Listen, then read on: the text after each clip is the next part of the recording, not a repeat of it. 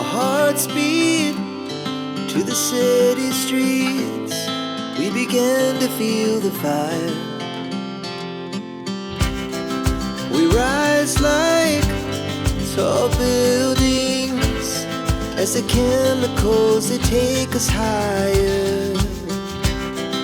The night's young, it has just begun as she puts her hand in mine. We wanna chase the night, wanna dance to the light, pull the stars from the sky, just two hearts running wild. Never sleep, never stop, as we shout from the top. We're gonna be two hearts running wild.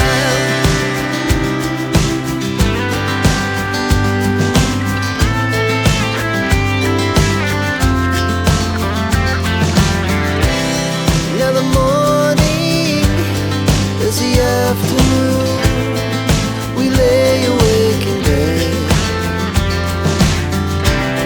The laughs so loud as the hours pass. We're gonna do it all again.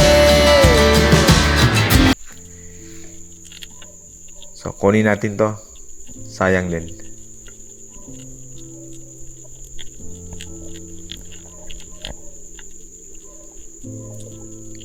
So ayan, tinamaan. So kung mapapansin nyo dyan ay hindi nag-release yung shock ko ng maayos kasi sumabit yung monoline, yung line ko sa dulo. So mabuti na lang ay naabot pa rin yung isda. So isa ito sa inaiwasan ko kapag makapana ako ng malaki. So ayan, pwede kasing matangay niya yung spear gun ko kasi naka-rail lang. Pero ginagawa ko ng pag nag-dive kami ng malaliman ay talagang gagala ako ng buoy or buya. Tapos nakakunik pa siya sa tuna clip ko sa handle ng spear gun. Just in case na pumulupot yung line ay hindi mawawala yung spear gun sa akin kasi meron pa akong tali. Sa drop na to ay medyo hindi talaga maganda yung visibility. Pero paunti-unti lang, padahan-dahan lang ako dito.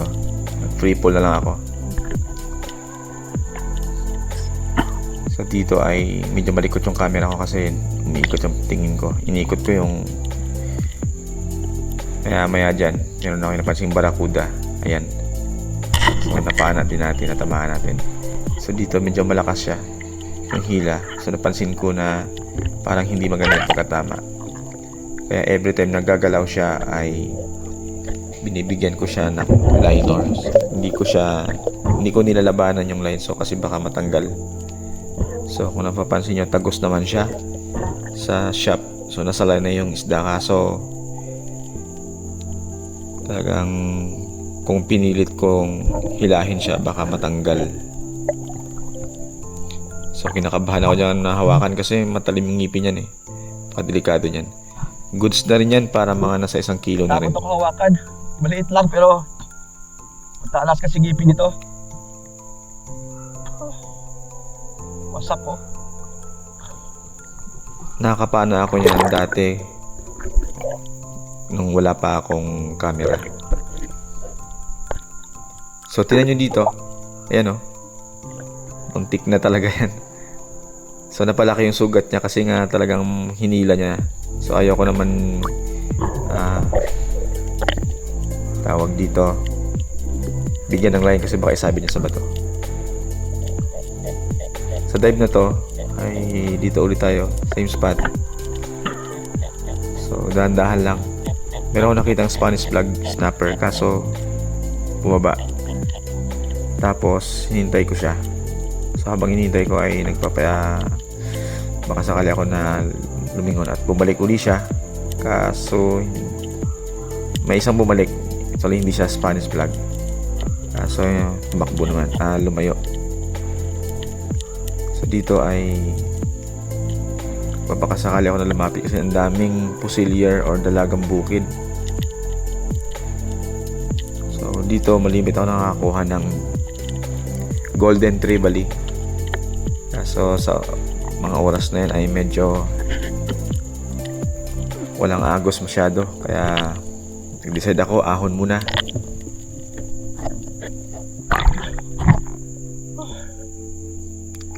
Next trap natin ay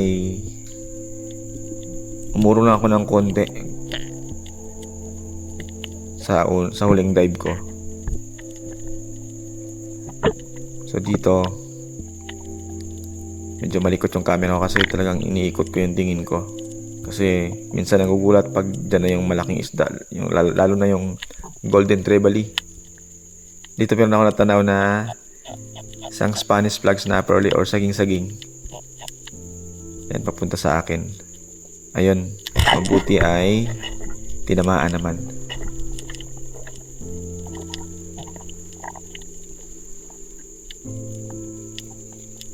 Yung mga ganito isda ay talagang masarap siya sa sinigang, mataba.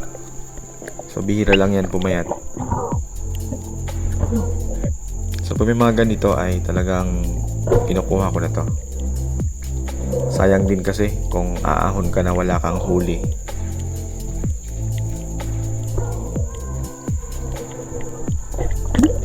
So dito medyo hindi talaga siya kalinawan yung tubig, pero may time din na talagang maganda yung visibility. Kaso sa mga panahon na to ay talagang medyo malabo. So dito ay parang sumabit yung shop ko. So ginawa ko ay ayan,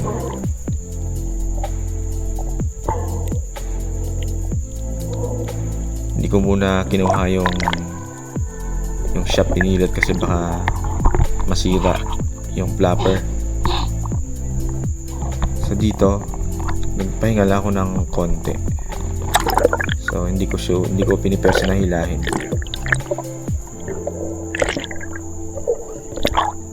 Dito nag-decide ako na tingnan ko yung shop kung baka sumabit lang.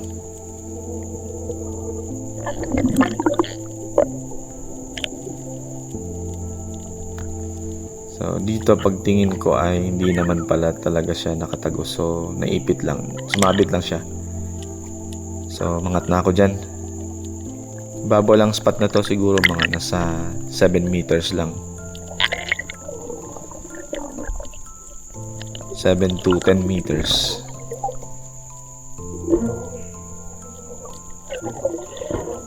So ayos na rin yan. Sarap na yan sa sinigang. Iba kasi yung isda na bagong huli tapos niluto mo, talagang malasa siya. Unlike sa mga isda na naka-ice na. Ayan. So, ang ganda ng panahon sa tingnan nyo. Talagang maaliwala siya. Yung spot na yan, nasa gitna ako niyan. In between Sitio Lagpan at saka Talaw-Tawan.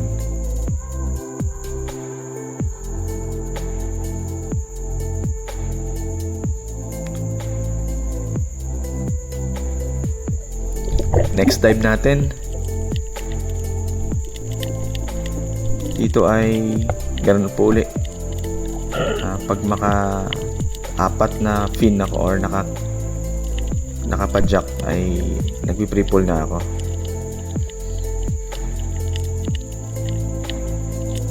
So dito tingin-tingin ulit tayo. Meron tayong makita na target. Dito meron akong natanaw na isang Spanish flag snapper uli or saging-saging. So umikot siya. Nagawa ko, inabangan ko dito sa kabila.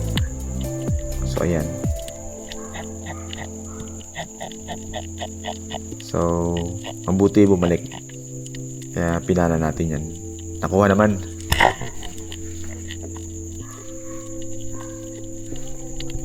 So dagdag na yan sa pang-ulam natin.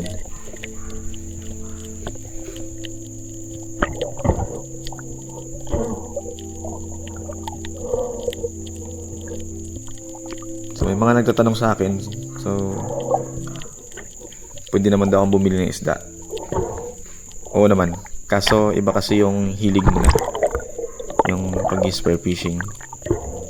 Mas masarap kasi sa pakiramdam. So dito ay umahon na ako kasi hapon na rin. So yun yung aking huli. So yan. Nasa ano na rin yan, 1 kilohin na rin yung barracuda na yan. Tapos 2 Spanish flag snapper at saka 1 coral trout. So quick dive lang kasi. So yan, habang dive ako may mga tao din dyan na si Uncle Manik. Ayan. So maganda talaga yung spot na to. Maganda pag hapon, pag walang gawa pwede kayo mamasyal dito. Nakaka-relax, ang ganda ng view. Ayan oh.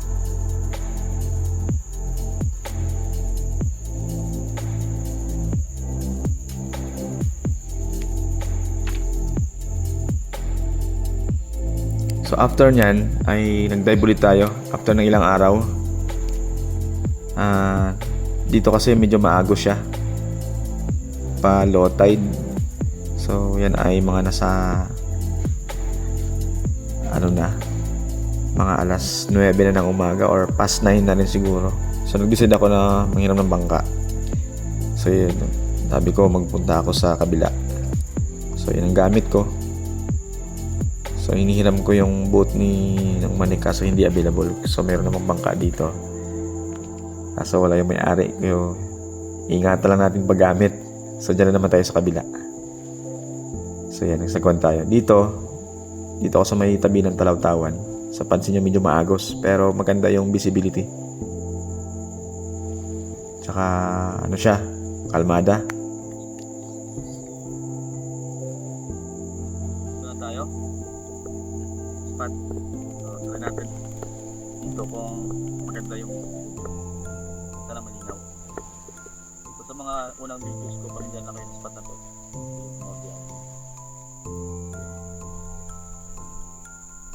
okay, makapag na lang po.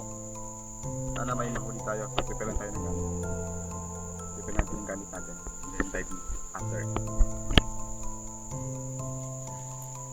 First drop, unang drop dive ko, yan agad na sumalubong sa akin. So mabuti na on ko agad yung camera, kaya so lang ay mabilis ang pangyayari kasi. Kaya ginawa ko para makuhaan ko ng video ng maayos ay in-slow mo ko na lang yung video para makita siya na kung paano matamaan. So yan po ay mangrove snapper o yung tinatawag na mangagat. So ang kulay niyan pag sa ilalim ay para siyang gray or silver. Tapos pag sa taas na, nagbabago na ng kulay.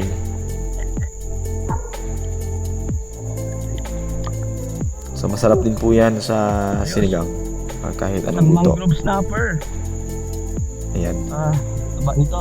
Sarap.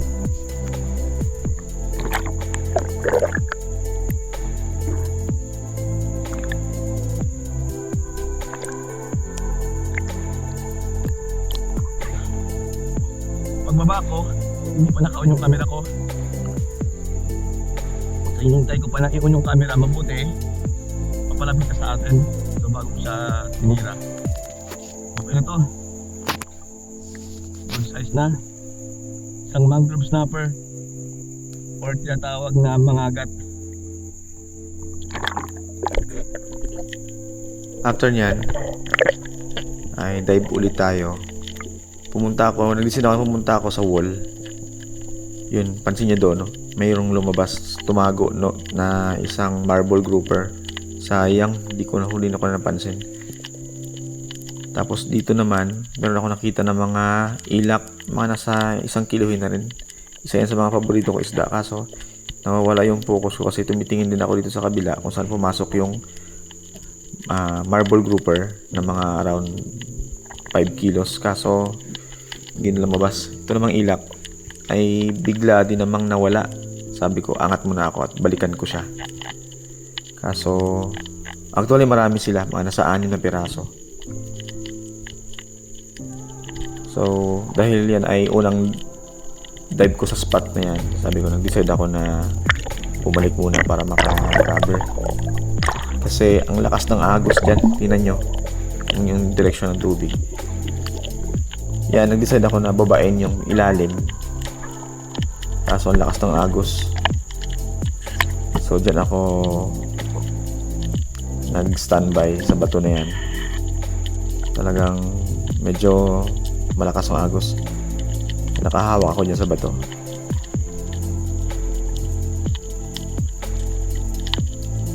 So dito malimit ako makakuha ng sweet lips na malalaki at saka mangrove snapper, mga around 2 kilos. Yung mga time na wala pa akong camera. Dito may lumapit kaso alanganin pa. Isang batfish. Hindi pa siya kalakihan kaya hayaan na muna natin yan. Dito ay pansin ko ang bilis ko mapagod kasi nga malakas ng agos. So ahon muna tayo.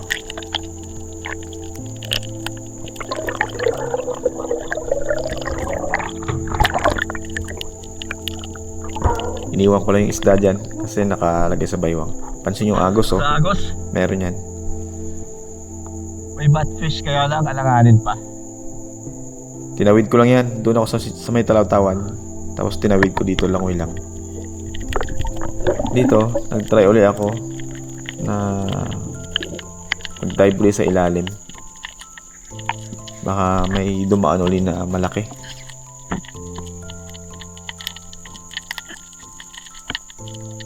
Dito tumitingin ako, ang daming bait fish. Tapos sa unahan doon sa medyo malalim na part, may tatanaw ako ng mga labahita at saka pusilier o dalagang bukid. Kaso kung bababain ko siya, baka doon na ako lumutang sa kabila kasi ang lakas ng agos.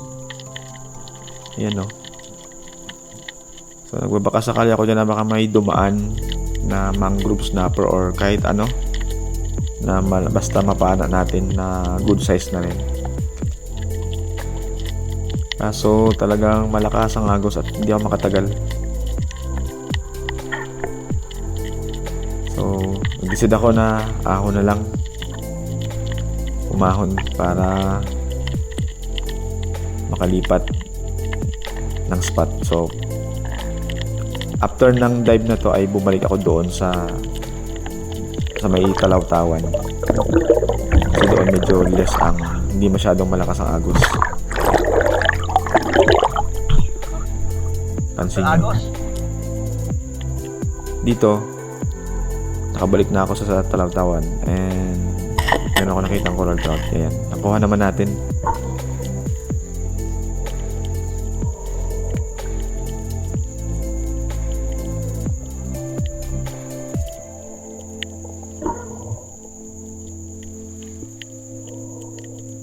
Ito sa ibang lugar mahal na yung presyo nito.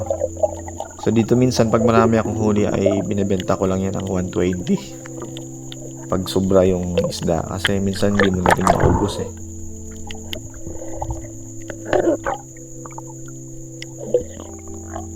Sa iba yan binibili ng mga 200 pataas, 200 pesos per kilo.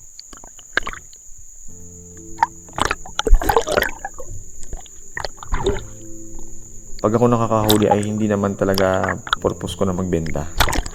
So pag may mga tao lang na lumalapit na gustong bilhin, so wala akong choice kasi gusto nila makaulam ng sariwa. Dito meron ako nakitang sweet lips. Pansin nyo medyo maganda yung visibility. Wala akong talaga makitang malaki kaya yan na lang. Kinuha ko na. Sa part na yan ay pansin ko na tumama yung shop ko sa matigas na bato.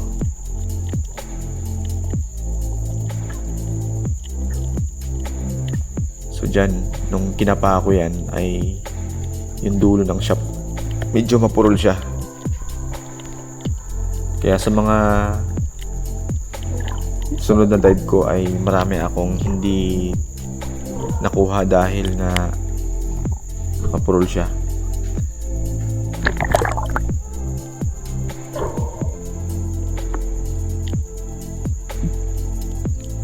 Itong isda na to lumalaki rin yan. Abot ng mga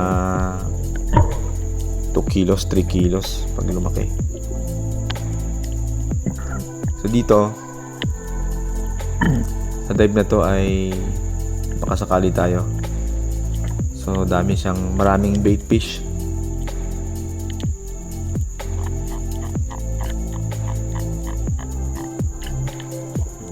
Dito mayroon tayong natanaw na isang Spanish flag snapper. Kung hindi ako nagkakamali. Ayun. So nung lumapit sa akin, tinira ko. Ang bilis niyang umikot kaya hindi tinamaan. So yun, sayang. Malaki na rin sana yun. So iniisip ko bakit hindi tinamaan o baka dumaplis lang. Kasi nga naisip ko yung shop ko ay purol na. Dito ay dahan-dahan tayong bumaba. Kasi meron ako nakitang Spanish flag snapper uli. Isang saging-saging. So, dahan-dahan lang. Kailangan dito ay smooth lang yung galaw. Pero pansin nyo, malikot yung camera ko kasi ulo lang talaga yung gumagalaw ko dyan. Pero yung katawan, steady lang.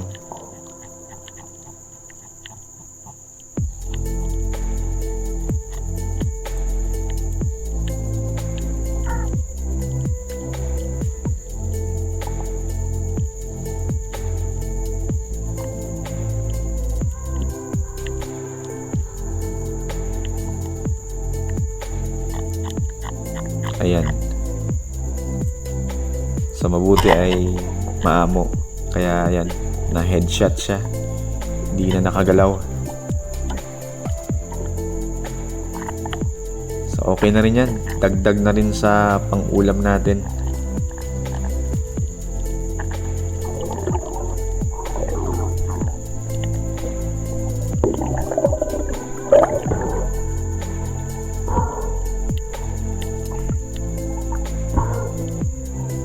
Sa dive na to, ako lang talaga mag-isa. Dahil busy yung mga kasama ko. So pag ako nag-isang mag-dive ay sakto lang. Hindi ako nag-dive ng malalim. Yung kayang-kaya lang talaga siya. Though kaya naman akong maglalim. Kaso mahirap kasi walang kasama.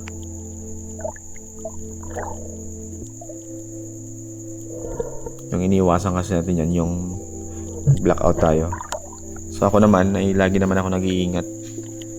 Kasi nga mahirap na, safety first dapat. So kahit malaki pang isda yan, pag alanganin ay hindi ko pinapana. Dito meron akong nakitang isang coral trout. Ayan o. So kunin natin. Ayan, sa pool.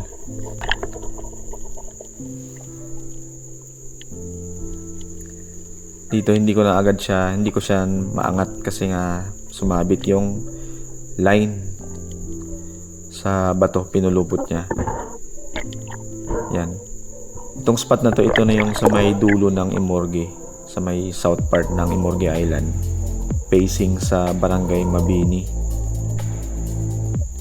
Para tong Walden na may mga buta sa ilalim. Before nung maliit pa kami, sabi daw may mga malaking kugtong dito. So dito, kinuha ko muna, binaba ko. Ayan, tingnan nyo. Pero yan, pag malaking isda, hindi ako basta-basta kukuha yan. Unahin ko muna yung isda na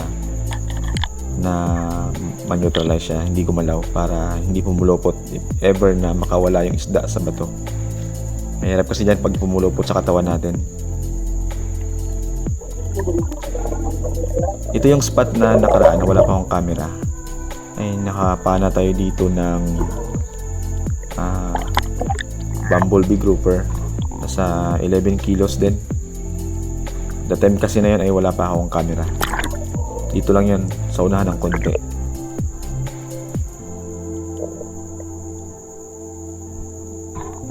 Noong unang dive ko dito ay medyo kabado ako kasi nga first time ko. Pero ito, maraming beses na ako nakakadive kaya kabisado ko ng lugar nito. Kahit mag-isa na ako, okay lang.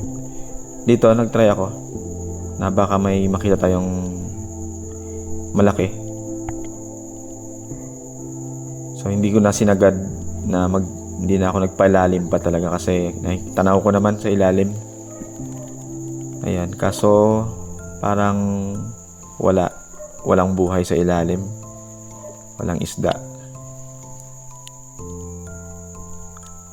So hindi na ako nagtagal dito kasi nung mapansin ko na medyo wala namang isda, umalis na rin ako.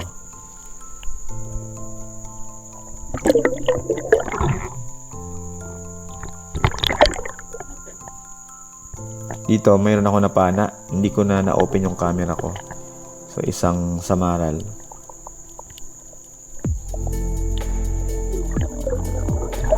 So sabi ko masarap din to. Minsan kasi wala nang time na mag-open pa kasi kung gagalaw ka at malapit na yung isda, talagang lalayo sila, magugulat. Kaya ginagawa ko, pinapana ko na lang kaysa sa hindi ko makuha bago ko siya i-open yung camera. Dito pansin nyo, maging maingat ako sa paghawak kasi nga buhay pa yung isda. So kung matusok ka niyan, talagang masakit. Ayan. Yan yung ating huli. Goods na yan. Meron na tayong pambenta. Kasi hindi ko naman kayang kainin lahat yan. Okay, mabawi lang sa gasolina natin. Okay na, maraming salamat sa inyo sa support ninyo. Sa mga silent viewers natin, baka pwedeng pa subscribe naman dyan. Okay, hanggang sa muli. Maraming salamat sa inyong lahat. So dito ay maulan na. Kasi hapon na rin yan, mga around 4:30. So medyo nagsama na rin yung panahon. Unlike kanina sa unang live natin na maliwanag. So after nyan, umuwi na rin ako. Okay, maraming salamat sa inyo.